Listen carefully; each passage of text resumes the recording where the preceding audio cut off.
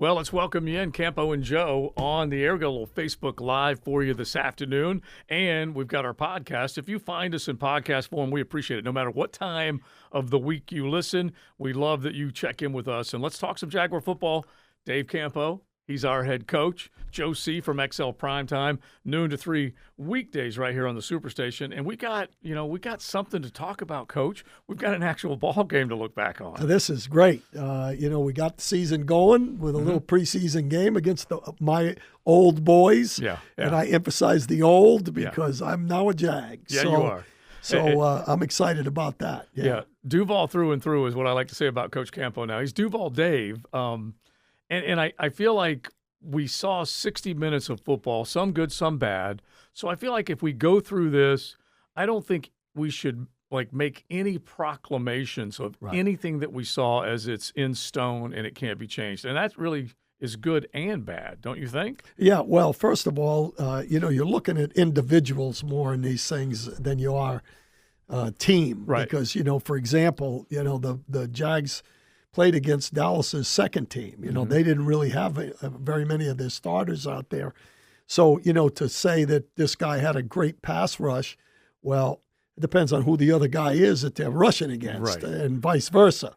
And the other part of this is that, got to remind everybody, ourselves included, that one team versus another team in the exhibition opener, the first preseason game, there's not a lot of game planning of what you expect them to do. You're just working on your own stuff. Absolutely. And you're looking at our guys tackling, our guys blocking, our guys catching the ball when they have the opportunity.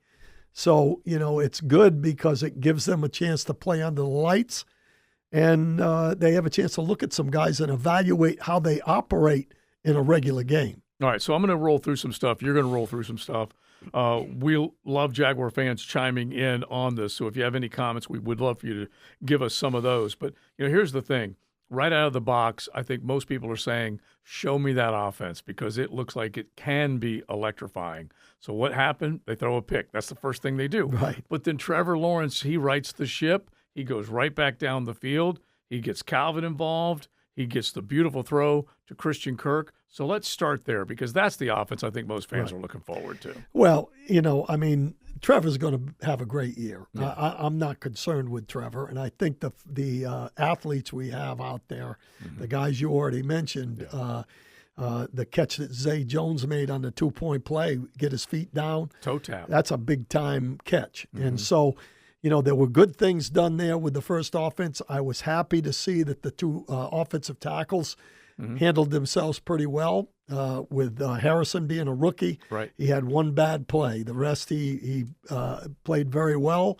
And to be honest with you, that was as much of a look for me as it was in the whole ball game, because Dallas's two outside rushers on the second team are pretty good.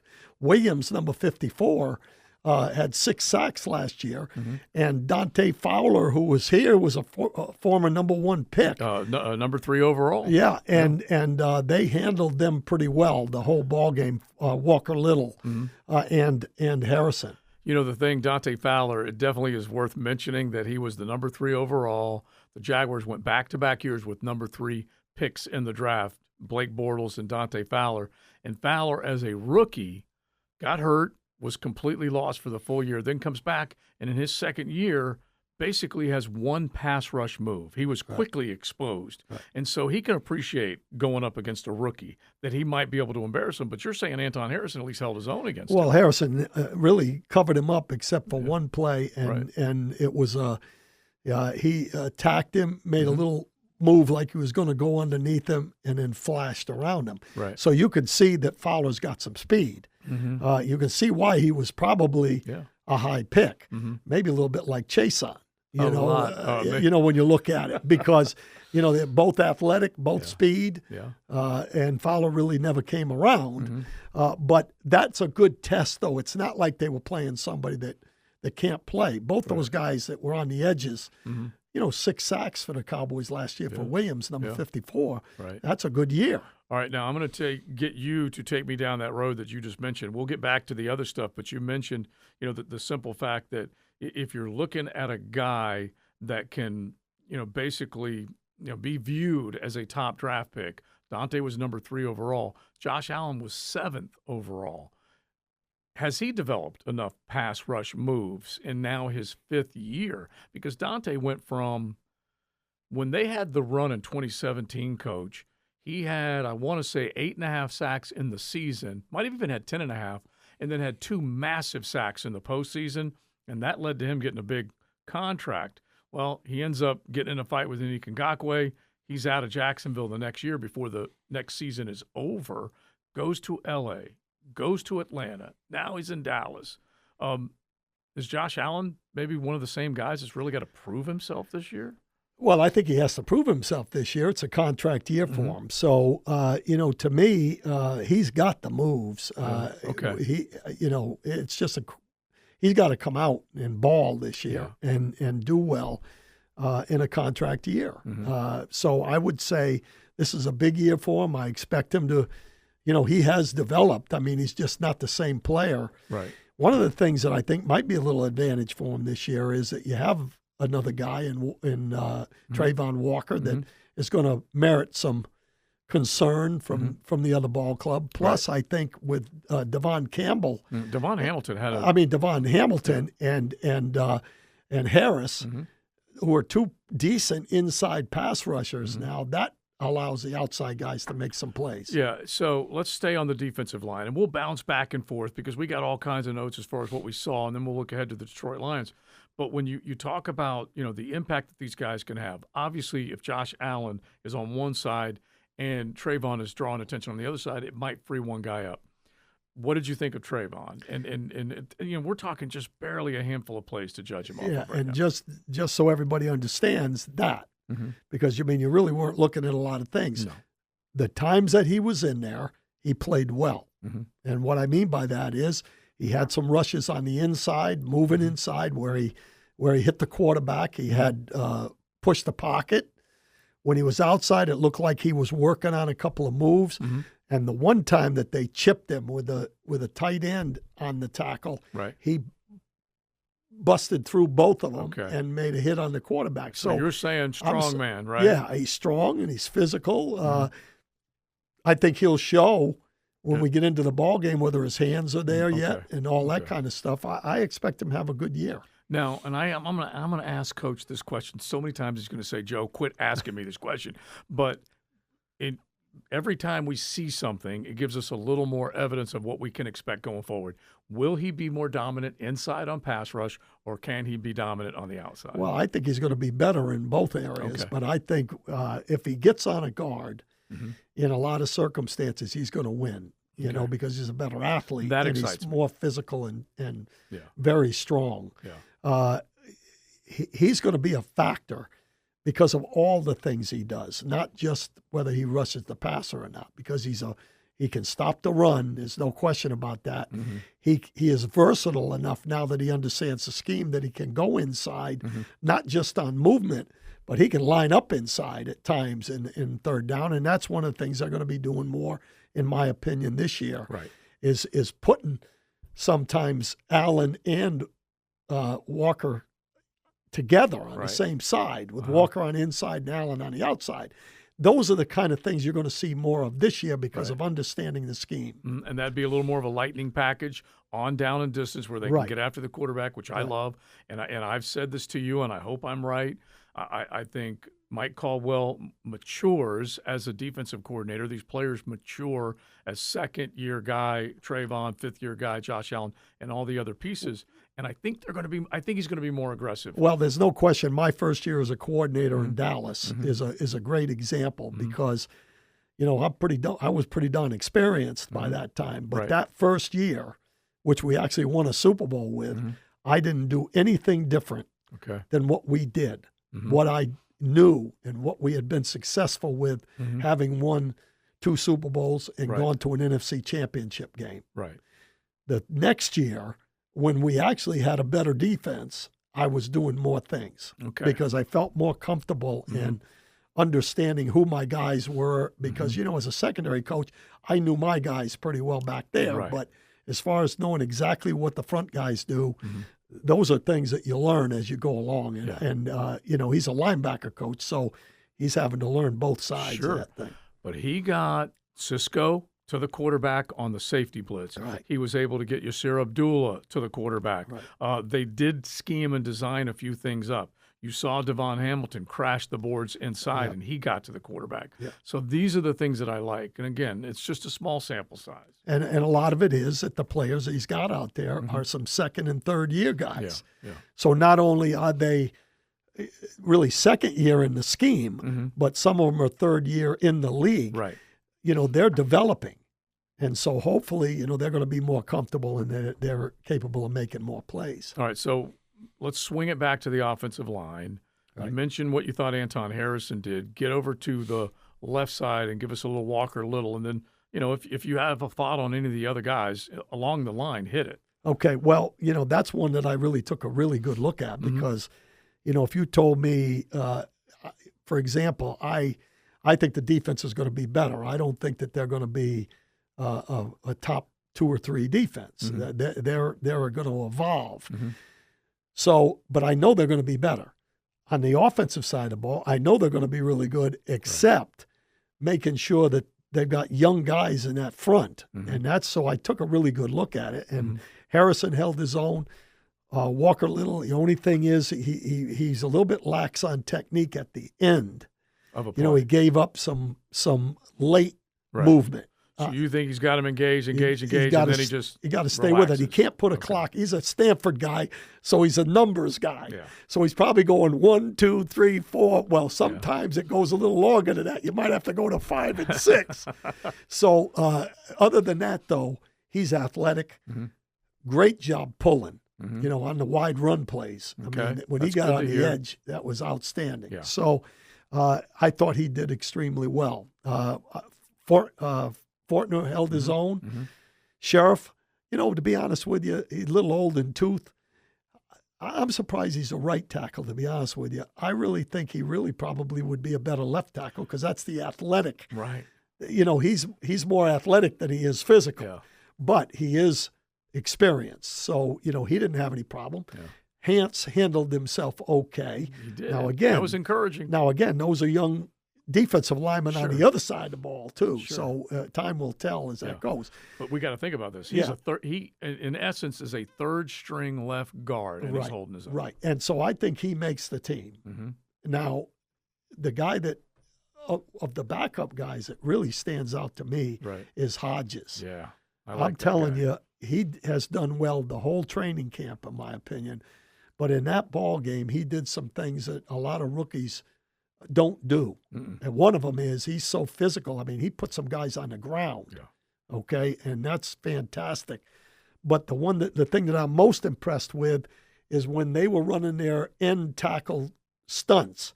What I mean by that is an end coming in underneath and the tackle rocking around, or the tackle hard upfield and the end up and under. The tackle and the guard have to pass that off. They can't stay on their guy or else it's like a pick play. Sure. They run into each other. Yeah.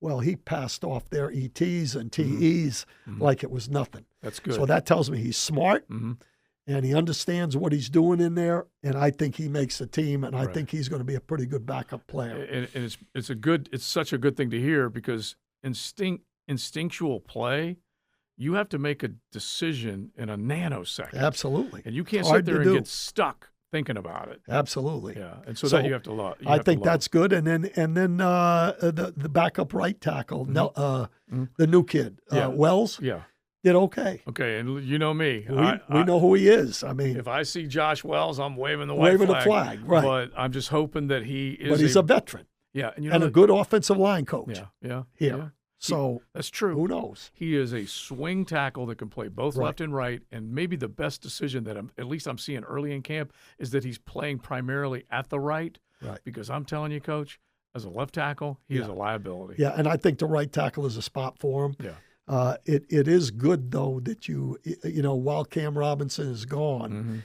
that you have a guy that can at least line up over there. There's ways that you can help him. We talked about chipping and some of that kind of stuff.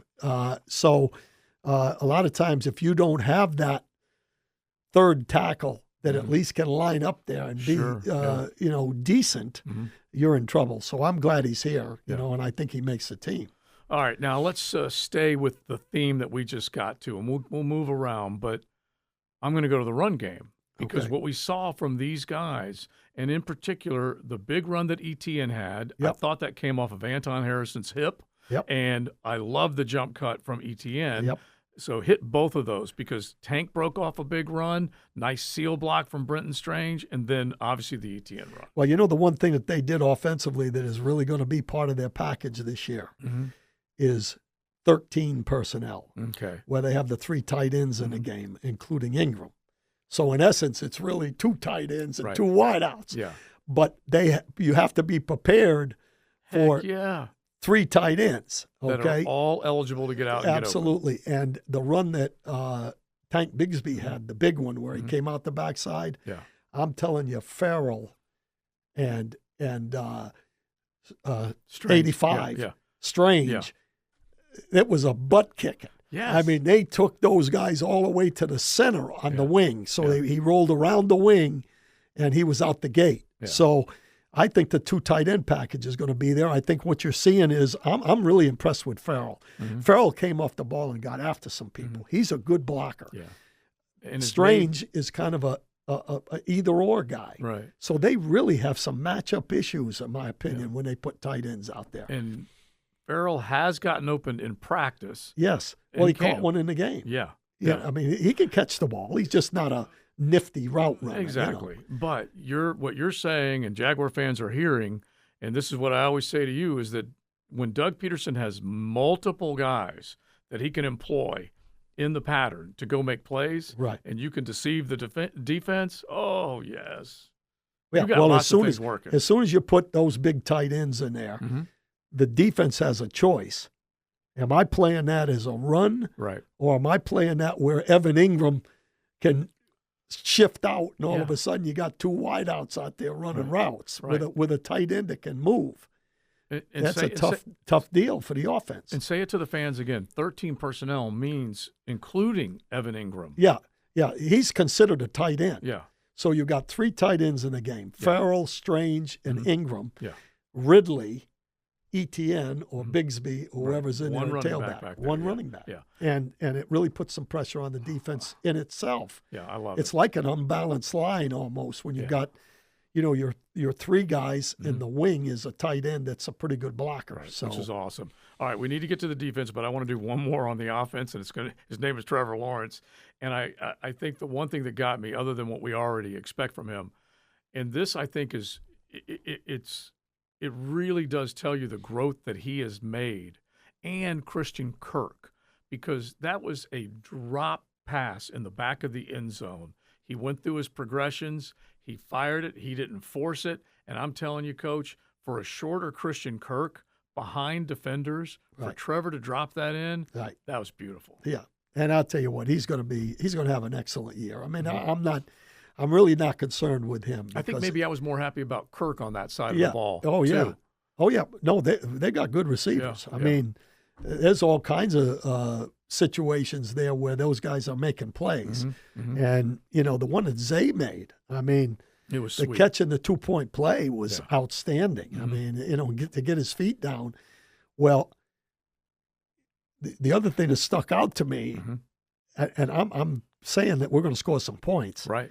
You know, Prince made a great catch in the end zone, but it was overthrown he was out of bounds. Right. The quarterback. That was number 3. Yeah, Nathan Rourke. No, it was 3. It was I think it was Beathard. Yeah. But I'm not worried about that because Lawrence would have put it in there. He makes a one-handed catch. So they've got some guys in the red zone that can make some plays, and that's big. It is true because if you start to list it, and you're loving on Farrell a little bit more, which I like, but now you have Brenton Strange, who does look like inline blocker, capable catcher, Garrett Prince, same exact guy, and really coming on strong. We're talking about guys that I didn't think we would be talking about that are having great camps. Absolutely. I'm really excited about Prince, too, to be honest with you, because when he gets inside the 20, he's a big, you know, they got some big receivers that can make some plays. So it's funny. I was looking at fantasy football. This is a total aside, but ESPN's running their marathon where they're trying to get everybody to sign up for fantasy football. And so they started showing some numbers, and they showed the Jaguars' stats. And the one thing that I thought was kind of interesting, I can't remember the exact numbers, but they basically split up the number of receptions that this team is forecast to have in a fantasy world. And it was, I'm going to say 20% Calvin Ridley, 18% Evan Ingram, 15% Kirk, and maybe, I don't know, 12% or whatever, Zay, something like that. Anyway, it screamed that Calvin is going to get a lot, but not over the top a lot. Right. Because I think teams are going to double him up a little bit. I think they're counting on that. Mm-hmm.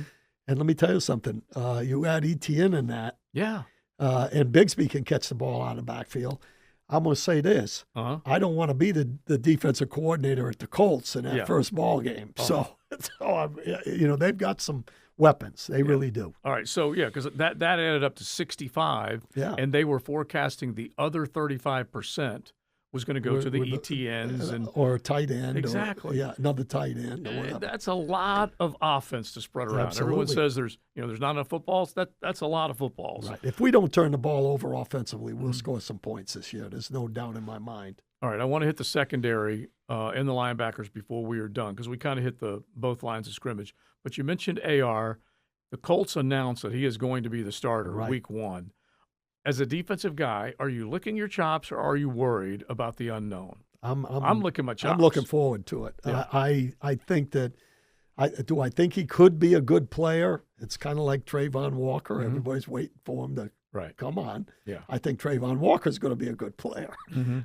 But I think he's going to be a good player in the league. He's got a lot of talent. As soon as you put the run game into it with the quarterback, there you go. But look at the Chicago Bears last year. How many games did they win? 3, mm-hmm. whatever they won. Yeah, well, they were they were picking first until they traded. Yeah, number 2 or 3, whatever. Yeah. That quarterback up there is the same guy, and so I think we should definitely know how to handle the read option and some of the things where he's going to run the football. Mm-hmm. It puts pressure on the defense because his ability to scramble. Mm-hmm. But I'm counting on him turning the ball over a few times in the ball game. Yeah. I'm looking forward to that. They're going to have to base their game on the running game and him in quick passes and things he doesn't manage the game when he first starts. And they don't even know if they have a healthy Jonathan Taylor. Right. And I got bit 2 years ago predicting a 1-0 start to the season. Right. I need to be careful. Yeah, be careful. But this team should rule the South divisions, AFC and NFC. Yeah, I think we should be the better team in the division. Now, does that mean they're going to win all of them? I don't know, but I know that they're going to be the better team. But if I'm Mike Caldwell, I'm sending the house every other play.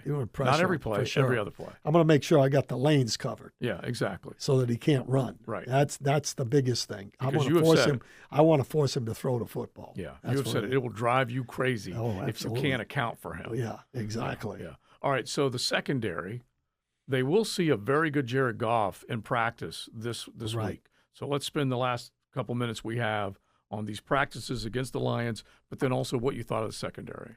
Well, let me start with the secondary. Mm-hmm. The starting 3 guys, I'm still convinced that Tyson Campbell, of course, he didn't play in the game, but I think he's going to be excellent. Right. I think Williams is a good player. Mm-hmm. Not great, but good enough. Yeah, but he has a chance to play the whole year at that position. Right. He didn't have that last year. That's true. He started at nickel and then moved out there. Yeah. So I think he's going to be a good player. Mm-hmm. I think they're going to be a zone principal team, whether it's zone pressure, off the zone pressure, a little bit of man-to-man. I think Herndon, as a nickel, can play in that scheme. Right. And now you got a plethora.